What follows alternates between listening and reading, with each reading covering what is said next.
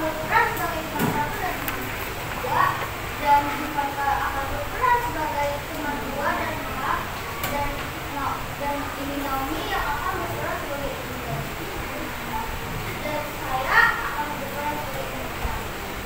Terima kasih dan selamat sama-sama kelas. Oke. Cerita rakyat Batu Menangis berasal dari Kalimantan Selatan. Di sebuah desa, tinggallah seorang ibu bersama anak perempuannya yang bernama Darmi. Gadis itu memang rupawan. Sayang, sifatnya tak secantik wajahnya. Darmi adalah seorang gadis pemalas yang hanya gemar bersolek. Setiap hari, ia mematut dirinya di depan cermin, mengagumi kecantikan wajahnya.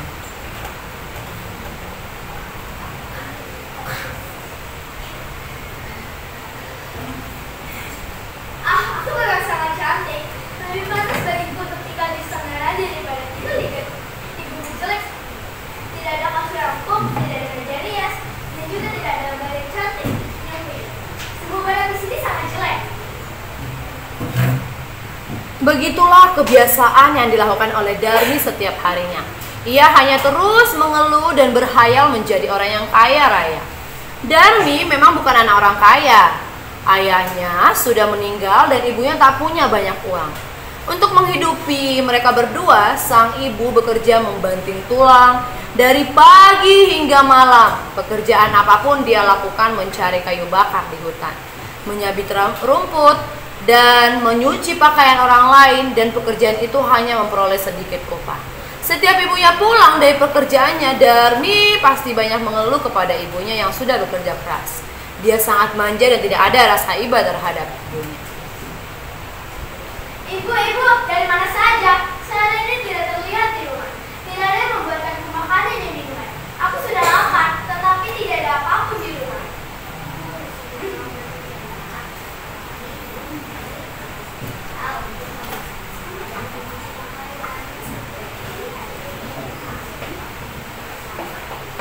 Ya ampun, seharusnya mama masak makanan dulu dong baru pergi bekerja. Lihat, karena ibu aku tidak bisa makan dengan baik. Kalau aku sakit bagaimana?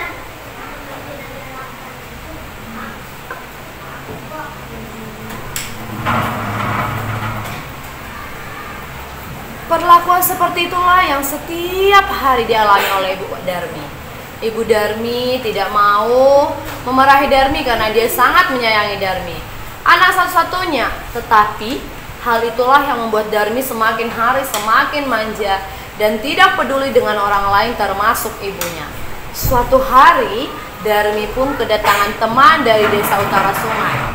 Temannya datang untuk mengundang Darmi mengikuti pesta perayaan di seberang situ. Hal itu membuat Darmi sangat senang. Ia berpikir semua orang akan melihatnya di pesta dan akan mengagumi kecantikannya. Darmi, di pesta sedang akan ada pesta besar. Kami semua diundang. Makanya kamu makan di kamu juga ya. Benar, Darmi. Sayang sekali karena kamu tidak mengabaikan kecantikanmu. Kamu harus datang dengan tampilan yang sama cantik. Agar semua orang melihat ke arahmu. Benar juga. Tapi aku tidak ada pakaian cocok untuk pergi ke pesta. Gampang. Sebenarnya baru ibuku sih ada uang, Pak. Paling pekerjaannya. Biar saja pasti pendidikan. Iya, Darmi. Kamu harus datang. Dasar di pada ibu. Baiklah, aku harus mengatakan juga ibu. Malam harinya ketika Ibu Darmi sudah pulang dari pekerjaannya, Darmi pun mengatakan keinginannya untuk membeli baju baru. Meski sudah sangat kelelahan, Ibu Darmi tetap menjawab Darmi dengan baik dan lembut. Ibu, pokoknya aku pakai baju yang baik. Tidak mungkin, Pak. Aku berkata pakaian desain itu menggunakan baju. Aku tidak mau orang lain pada aku.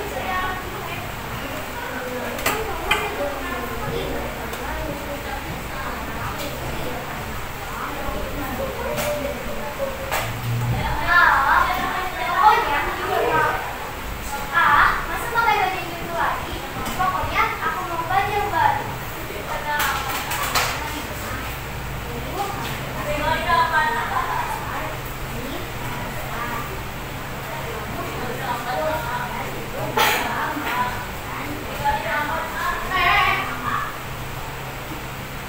Darmi sebenarnya tidak mau pergi ke pasar dengan ibunya karena ia malu berjalan bersama ibunya yang berpakaian lusuh dan tua.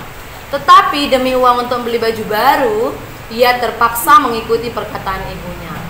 Keesokan paginya, mereka bersiap hendak ke pasar. Darmi terlihat sangat cantik dengan baju merahnya yang terlihat mahal, sementara ibunya mengenakan pakaian lusuh. Darmi berjalan begitu cepat, membuat ibunya tidak mampu mengikutinya.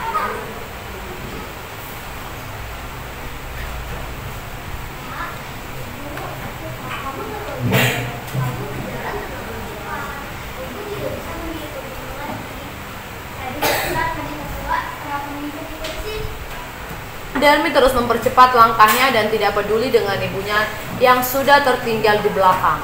Ia khawatir orang lain akan melihat ibunya dan mengejeknya. Namun di tengah jalan, Darmi bertemu dengan beberapa orang temannya. Hai Darmi, kamu mau mana dari seperti itu? Aku mau mana teman-teman? Oh, begitu. Tadi siapa yang ibumu kah? Aku kan dia bukan ibuku. Ibuku juga yang cantik. Saudara, kenapa dia seperti mau mengikutimu? Iya, iya benar. Sepertinya nenek tua itu mengenalimu ke wajahmu ya? Ah tidak, itu bukan. Itu juga yang cantik. Dia adalah membantuku, makanya dia Betapa terkejutnya sang ibu mendengar perkataan anak kesayangannya itu. Rasa marah mulai muncul dalam hatinya. Gadis itu tidak mau mengakui dirinya sebagai ibu. Namun ia masih menahan amarahnya dan berharap Darmi akan segera berubah pikiran. Namun sayangnya harapan sang ibu tak terjadi. Sepanjang perjalanan lagi, mereka bertemu beberapa orang dan Darmi terus mengatakan hal yang sama.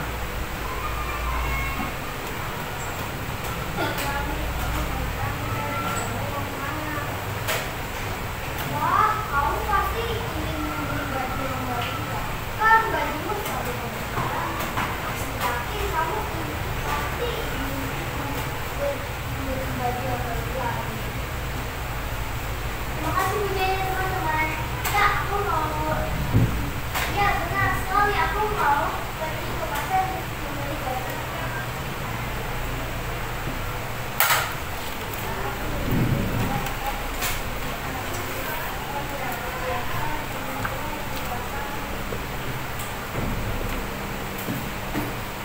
Iya, kami juga bilang kami baru saja berbelanja.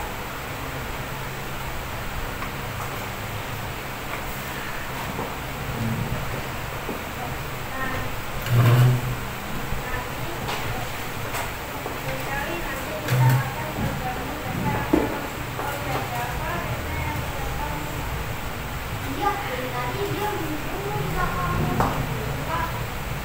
Ah, tidak, dia bukan itu. Dia adalah saudaraku.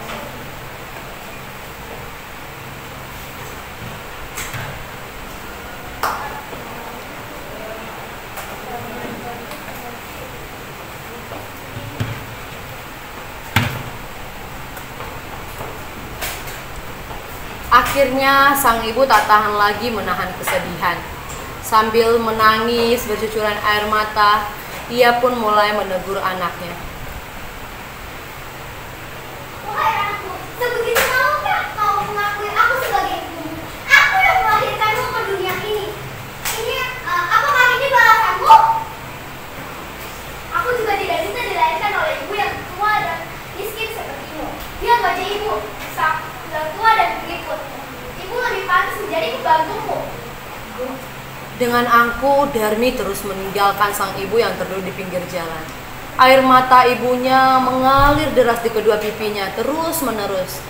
Perasaannya remuk rendam, tak mampu ia ucapkan dengan kata-kata. Rasa sakit di hatinya membuat ia mengucapkan kutukan. Sedangkan teman-teman Darmi hanya terdiam menyaksikan hal tersebut.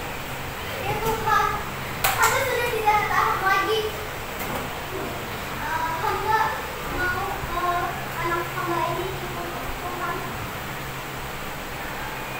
Doa sang ibu pun terkabul.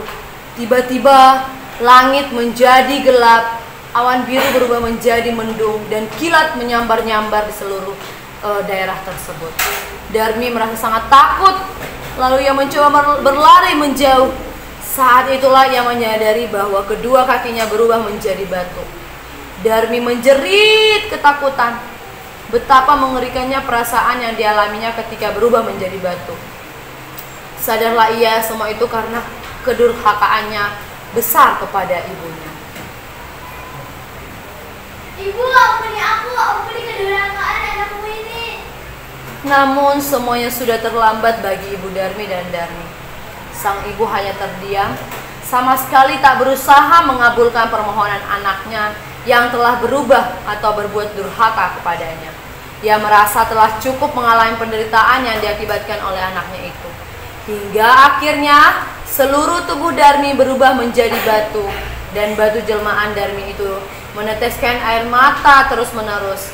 Orang-orang yang ada di itu mengetahui adanya air yang terus mengalir, dan mereka pun menyebutnya sebagai batu menangis.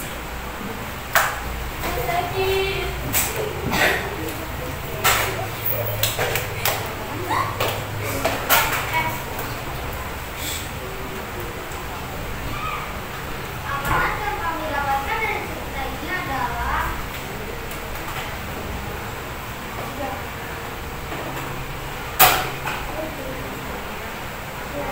jangan menjadi anak durhaka. Oke, kita kasih tepuk tangan yang meriah.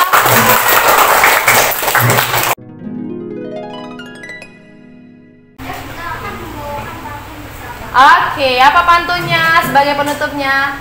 Sama-sama yuk, 1, 2, 3. Jangan